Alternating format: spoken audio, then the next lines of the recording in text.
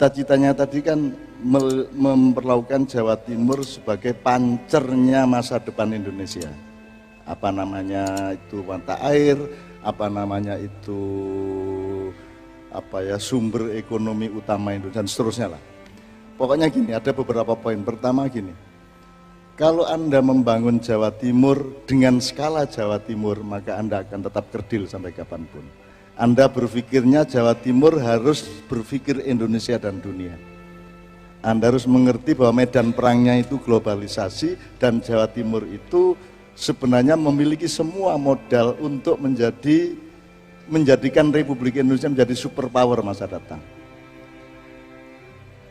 Jan-jane mustahil Indonesia punya masalah kemiskinan. Wong sugih koyok ngene tanah air isine koyok Korea gak duwe apa-apa lho, sugih. Kok Indonesia wis 70 tahun kok masalah kemiskinan. Iku apa sebabnya?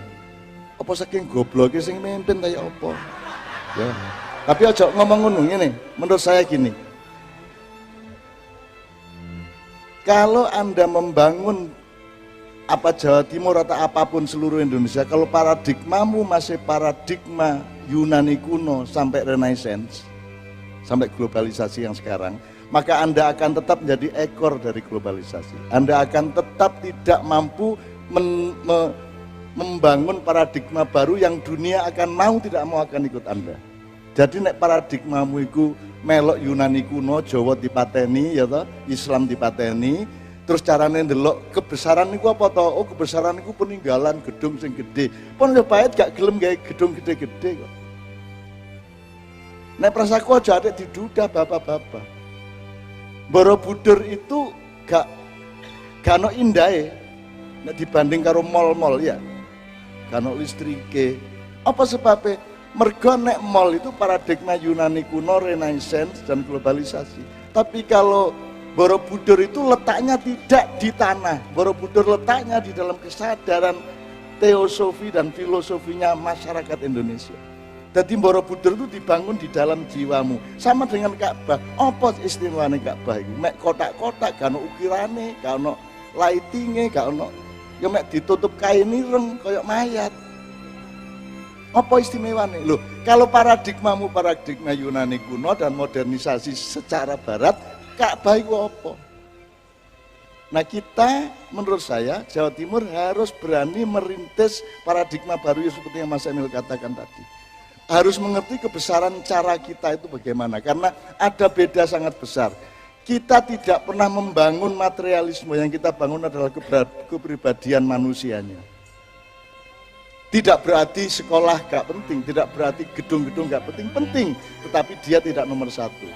Kene iki ya, PT kepingin mabur koyok manuk, gak iso mabur, PTE ilang bisa. Awake dhewe. Karena kita paradigma burung, padahal kita ayam. Kita ini semut, tapi anak-anak sapi. Semut itu tidak terlawan oleh siapapun. Nek memberantas sapi sak dunya iso dipateni, tapi nek semut gak iso kok pateni. Gak iso Indonesia dipateni sapa ae, mergo awakmu iku semut ireng, ojo anak-anak sapi. Arek-arek wis sinau to, masyarakat semut bagaimana mekanismenya, pemerintahannya bagaimana, pangannya bagaimana, pertahanan komunitasnya bagaimana, kan sudah belajar. Itu metabolisme dan organisme yang diciptakan Allah langsung. Bagaimana lebah, bagaimana semut. Itu surat di Al-Quran. Ini tak saya perpanjang, tapi intinya pokoknya Bu Khofifah sama Mas Emil menurut saya harus berani ngincipi paradigma baru dengan cara pandang. Ndelok Mojopahit secara barat, kayak apa? Wong kono iku kate mateni kene iki biyen, dielek-elek terus. Gitu. Mereka itu membunuh kita. Nah, teman-teman sekalian, kok Indonesia sampai angel soge iki apa? Kok Indonesia kok rumah sana narkoba itu marijuana karo narkoba terbesar di Indonesia itu mentalnya itu narkoba, korupsinya, golek badi ya urusannya. Kepentingan pribadi terus, gak tahu mikir rakyat temenan. Munggah pangkat ya urusannya, ya tak? Jadi rakyat Tidak pernah yang namanya manunggaling kawulolan Gusti tidak belajar kepada gundul pacul. Manunggaling kawulolan Gusti dianggap kebatinan. Oh enggak. Manunggaling kawulolan Gusti itu adalah kalau sudah jadi wakil gubernur, kalau sudah jadi gubernur, kalau sudah jadi presiden, di dalam dirimu itu manunggal antara kawulolan Gusti. Tuhan menyatu dengan rakyat di dalam dadamu. Kalau engkau menyakiti Tuhan, rakyatmu yang akan protes dan hancur. Kalau engkau menyakiti rakyat, Tuhan yang akan marah. Maka setiap raja di Indonesia harus menyatukan rakyat dan Tuhan di dalam dirinya. Itulah pok atau pangkal manajemen dia di dalam membangun keadaan di tempatnya. Dia satu. Berikutnya,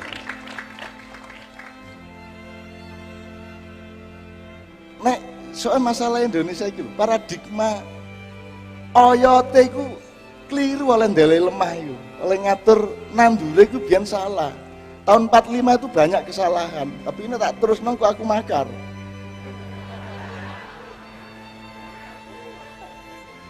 Lu sak embrek lho, aku bisa nduduhi nang awakmu lho. Wakeh. Dan itu tidak bisa kan. Kudune debat capres iki ditakoni ngono. Wis tak gaekno 45 pertanyaan tak cicil 11. 11 kon gak iso jawab kok meneh 45. Selamat aku ki sabar tak jarno gak apa-apa. Krungu ya apa aku menengahi gak masalah tuh aku gak tahu berontak, gak kabeh tak tulungi kabeh. Gak ono sing gak tak tulungi. Gitu loh. Nah, ibarat wit-witan, woe bongkang-bongkenge bolak-balik. Presidennya gonta-ganti cek bongkenge, kita mboten? Nggih. Apa sebabnya? Oh, duduk godhonge rek. Duduk kembange, duduk wite. Lemah karo oyote iku biyen gak cocok. Lemah karo winie iku biyen gak cocok. Iku nek ibarat wit. Nek ibarat wong krabi. Akad nikahe biyen gak tepak iku. Akhirnya rumah tanggane congkrat terus. Mosok ngate milih presiden itu kon nek milih Jokowi kon dibenci karo wonge Prabowo. Kon milih Prabowo dibenci karo wonge Jokowi. Jadi begitu kamu memilih, kamu dibenci oleh separuh rakyat Indonesia. Iku cap apa urip kaya ngono iku? Ya apa foto wedi. Tahiyat lho wedi ngene berarti Jokowi nek tahiyat iki. Paksa ngene paksa. Dan seterusnya gini loh. Politik penting, demokrasi penting, tapi demokrasi yang sedang kita laksanakan itu demokrasi dengan resolusi yang masih sangat rendah. Pikselnya cuma beberapa. Ibarat kamera itu cek blurut, cek Nokia zaman-zaman lawas. Tidak punya presisi, tidak punya detail, tidak punya pemetaan yang tepat untuk melihat bangsanya sendiri. Maka di luar pembangunan fisik di Jawa Timur, menurut saya yang nomor satu adalah bagaimana Bu Khofifah dan Mas Emil membangun kepercayaan diri orang Jawa Timur, membangun pengertian mengenai kekayaan jiwa kita, kekayaan budaya kita, kekayaan pribadi kita. Gak ono wong rakyat ngeluhi rakyat Indonesia sak dunyo. Kalian para pemimpin hendaklah mengetahui bahwa rakyatmu itu rakyat yang disayang dan diberi fadilah luar biasa oleh Allah Subhanahu wa taala.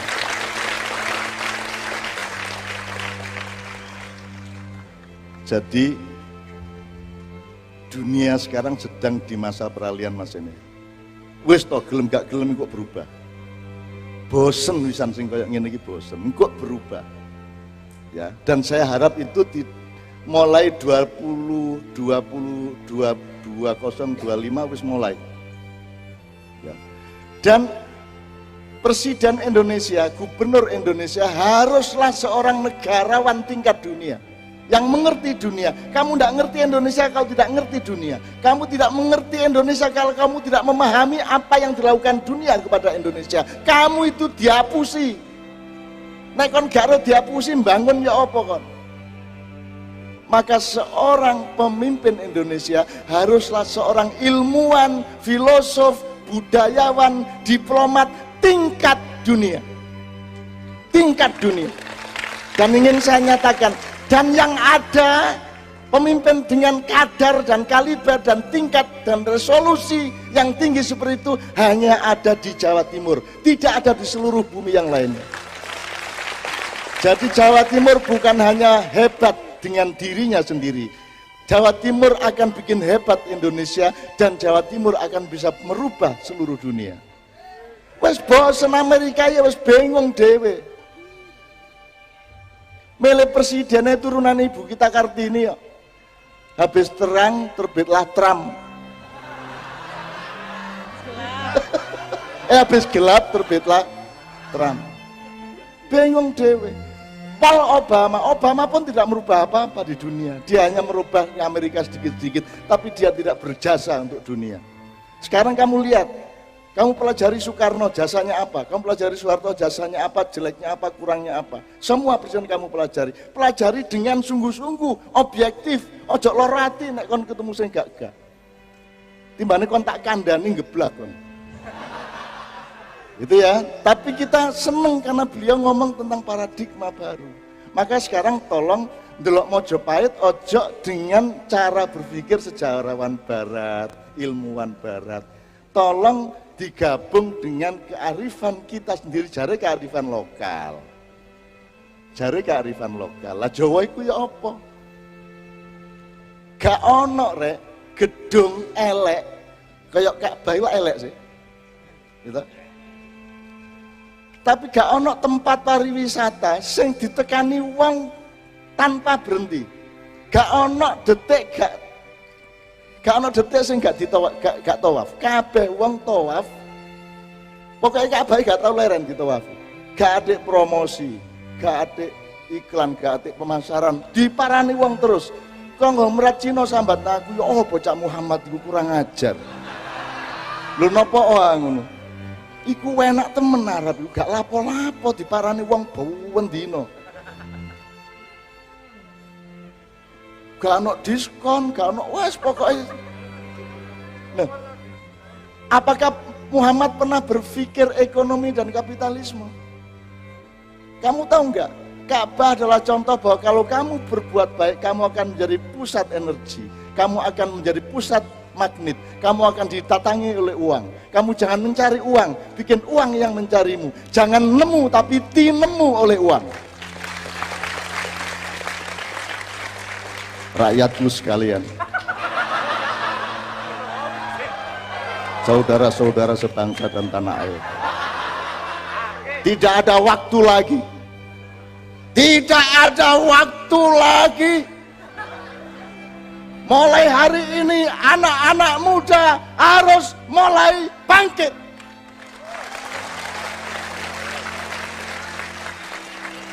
Beri aku 10 pemuda, tak kohon ngasak.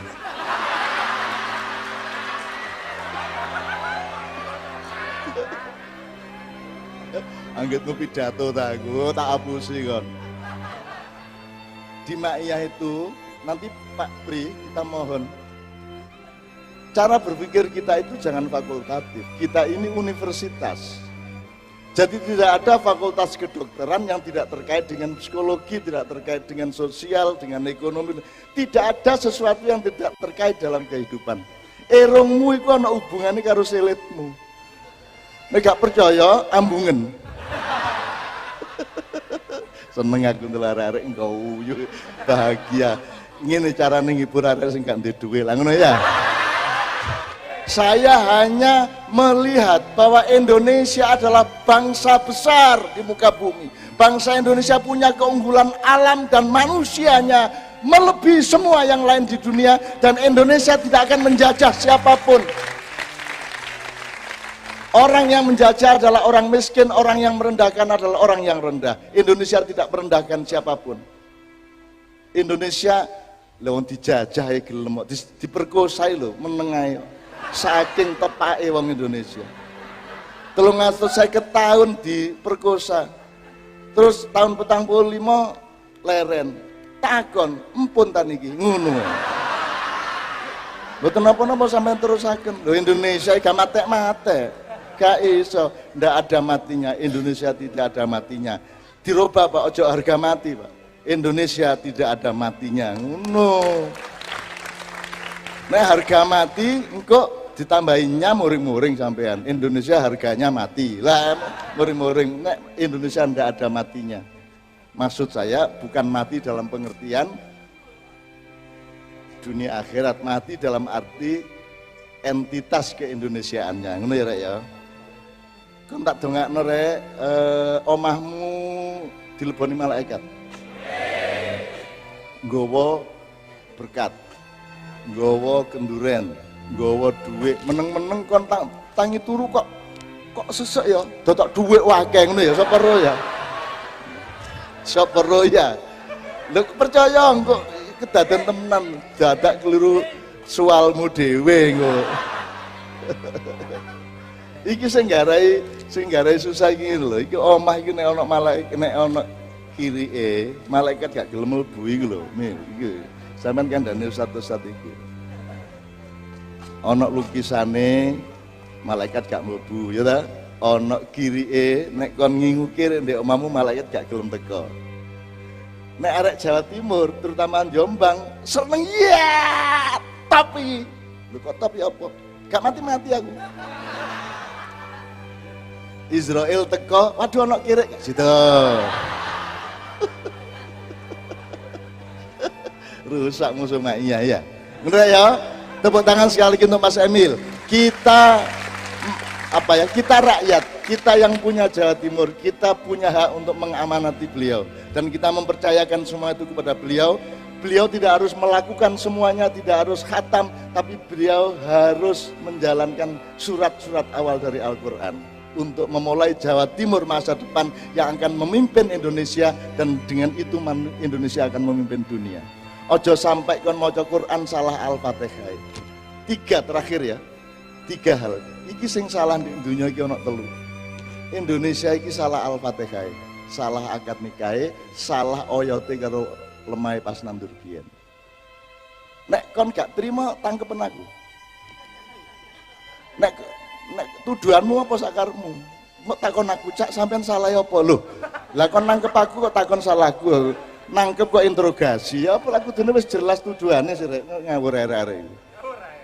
Lho nek wis nangkep kan wis jelas salahe lak ngono. Mosok ditangkep terus bapak gini-gini lho. Lho sampean sing nangkep aku ya sampean sing jawab lah. Gitu ya. Nomor 2. Jadi Indonesia iki nyuwun sewu kudu didandani Al-Fatihah. UUD 45-nya, Pancasilanya. Teksnya mungkin tidak, tapi pemahamanmu, paradigma berpikirmu terhadap itu harus didandani. Saya tidak tega untuk membuka itu sekarang. Tapi pokoknya Indonesia ini tetap ya apa kudu di-recover, harus dilahirkan kembali. Saya tidak anti Indonesia, I love Indonesia, aku cinta rakyat Indonesia, dan aku bermalam-malam sampai pagi menerapkan cintaku kepada mereka. Nomor 2, sing salah, sing Al-Fatihah salah itu ya Islam. Islam sing tutuk kon niku Islam duduk Islam teko pabrike Nabi Muhammad. Wis dijupuk karo grosir, terus mari ngono dijupuk meneh dikulak karo agen-agen, sub-sub agen, terus kon roh Islam itu teko pengecer-pengecer. Iku wis mazhab KW 4. Terus kok anggap hasil pengecer iki Qur'ane, pabrike duduk iku. Pelajari kembali Islam. Gak ngene Islam iku, gak ngene. Ya nek sembayangmu bener, cuma nek silaturahmine politik semua gak ngono Islam iku. Kon gak sinau 10 tahun Kanjeng Nabi ndek Madinah iku ya apa gak kok sinaune. Kon sinaune mulai Abu Bakar, Umar dan seterusnya. Nabi Muhammad dengan madaniyahnya, dengan at-taqafah al-madaniyah kamu gak mempelajari. Padahal di situ Mas Emil, di situ sampai lihat bagaimana master plan dan timeline-nya Rasulullah membangun kota Madinah. Apa yang dilakukan? Kalau sampean pedoman itu berarti tahap pertama tek tek tek tek, tahap kedua tuk tuk tuk tuk, tahap ketiga tok tok tok tok, jelas masalahnya. Rasulullah adalah seorang kepala negara yang tanpa jabatan dan tanpa negara, tapi melakukan master plan kenegaraan dan kota yang melebihi semua orang. Dan undang-undang di Madinah bukan undang-undang yang dibikin oleh DPR dan orang-orang pinter hasil sekolahan. Karena kalau hasil sekolahan nanti akan terpengaruh dan terkontaminasi oleh kepentingan si pembikinnya. Tapi undang-undang Madinah dibikin oleh kedaulatan rakyat. Dan kedaulatan rakyat itu hilang ketika Abu Bakar mulai menjadi khalifah. Kedaulatan rakyat diganti menjadi legalitas kepemimpinan politik.